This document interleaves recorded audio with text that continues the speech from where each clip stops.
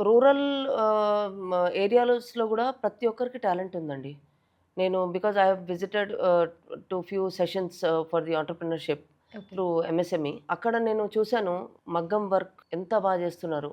And beautician courses చేస్తున్నారు. I mean they are absolutely fabulous the way they are doing. Rural లేడీస్‌లో గూడా ఇంత skill ఉందా? అన్నది ఒక మీకు క్వెషన్ మార్క్ వస్తుంది. Hmm. If you talk to them. కొంతమందికి ఇంగ్లీష్ రాకపోవచ్చు. But it is not always mandatory. English మాట్లాడేవాడే బిజినెస్ చేయగలుగుతాడన్నది రూల్ అయితే లేదు గదండీ. అవును.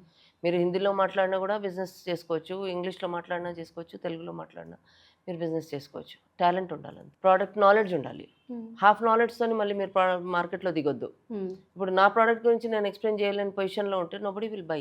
Yeah! Because I am not confident. Everything is important అండి. Product knowledge important. Communication is important. Whether it is English, Telugu or whatever language you take. And skills and network. ఆమె ఇంట్లో కూర్చున్నా గూడా కొంతమంది ఏంటంటే లేడీస్ ఉంటారు. కిట్టి పార్టీస్ అని జరుగుతా ఉంటాయి. హ్మ్.